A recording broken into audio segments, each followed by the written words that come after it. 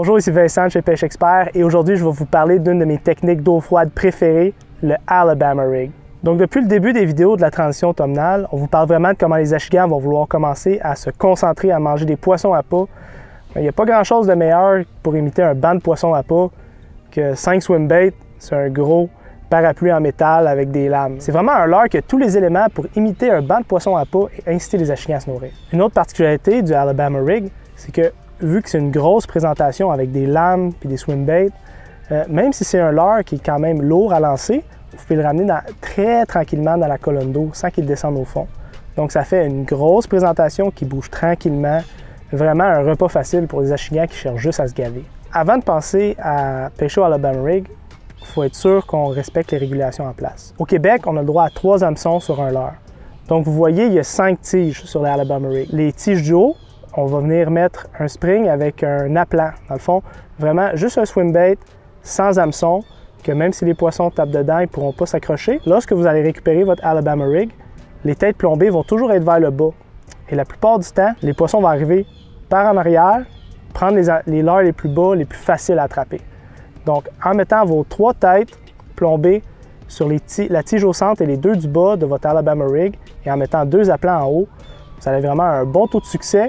Si vous êtes assez chanceux, vous allez peut-être faire le tour du chapeau et prendre 3 achignés à la fois. Si vous nous écoutez et vous pêchez l'Alabama Rig et vous réussissez à prendre 3 poissons cet automne, identifiez-nous dans vos photos. On a vraiment hâte de voir ça et de vous repartager sur nos plateformes. Donc chez Pêche Expert, les Alabama Rig qu'on vend, c'est le Yum Flash Mob Junior. Vous pouvez simplement acheter juste le rig, donc les tiges avec les attaches et les lames, ou acheter les nouveaux kits Scottsboro qui viennent avec 5 têtes plombées, 5 swim baits et votre Alabama Rig. Tout est prêt à pêcher. Il y a juste quelques modifications qu'on va apporter au Yum. Si vous allez prendre votre record personnel avec ce Alabama Rig, il faut quand même renforcer certains aspects. Donc on va échanger les snaps d'origine pour des split rings sur nos têtes plombées.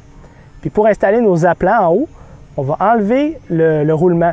Parce que si vous n'enlevez pas le roulement, vos appelants vont avoir tendance à tourner sur eux-mêmes. Donc une façon simple et efficace d'attacher les appelants, donc les leurres qui n'ont pas d'hameçon, c'est d'utiliser le Owner Centering Spring. Okay? C'est très simple. Venez mettre le spring sur votre Alabama Rig. On vient prendre le leurre, on le centre directement sur la pointe du spring et on le visse. Ça fait une belle présentation sans hameçon qui ne s'accrochera pas. Une autre façon aussi, si vous voulez renforcer vos Alabama Rig, mais tout en gardant un peu de flexibilité quant au poids des têtes plombées, je vous suggère fortement de passer sur la Owner, la Welded Quick Snap. C'est une agrafe plus forte, vous n'aurez pas d'inquiétude si jamais vous piquez un gros poisson. Donc les swim baits sur la Alabama Rig, ça reste quelque chose que vous pouvez changer à votre guise pour vous adapter aux conditions. En début de saison, j'ai souvent tendance à aller vers un swim bait qui a une action plus forte, comme le Pro Swimmer de Big Bite ou le X-Zone Swimmer. C'est des swim baits qui bougent beaucoup plus dans l'eau, ils vont donner plus de vibrations. Tandis que quand l'eau refroidit, je gravite vers le Scottsboro. Le Scottsboro, c'est un swim bait avec un plastique plus mou, il y a une nage plus subtile et en eau froide, ça peut vraiment faire une bonne différence. Donc, comment pêcher la Alabama Rig? Donc, généralement, je commence à pêcher la Alabama Rig quand l'eau tombe sous la barre des 60 degrés Fahrenheit. Généralement, les herbiers commencent à se dégrader, les poissons à pas ont moins d'habitat et vont commencer à former des gros bancs. Donc, c'est à ce moment-là que les achigans vont commencer à viser des bancs de poissons et ce leurre-là va prendre tout son sens. Ça va être le temps de lancer la Alabama Rig. Vous allez vouloir le présenter lentement au poisson. Faites des longs lancers, commencez à le ramener tout doucement, le plus tranquillement que vous pouvez, sans faire contact avec le fond. Parfois, c'est dur, on veut pêcher un petit peu plus vite, couvrir de l'eau, mais si vous couvrez l'eau très lentement, les poissons vont partir de très loin pour venir attaquer votre Alabama Rig. Donc, dans les dernières vidéos, on n'a pas vraiment parlé d'équipement, mais sur cette vidéo-là, je vais faire un point. Ça prend vraiment une plus longue canne avec une puissance lourde. Donc, 7 pieds 6, 8 pieds. Vous allez vouloir faire de longs lancers, être capable de bien ferrer le poisson. Et avec ce montage-là, on ne veut pas trop niaiser. T'sais. On va quand même mettre beaucoup de pression sur le poisson, le ramener au bateau. Quand je pêche aussi, j'utilise du fluorocarbone 20 livres. Okay? Je trouve que le fluorocarbone, ça me donne vraiment une belle trajectoire dans l'eau. Si j'utilise la tresse, ma tresse va aller directement au leurre, tandis que le fluorocarbone, lui, va couler et va me donner une trajectoire plus horizontale à mon rig, même quand je le ramène tranquillement.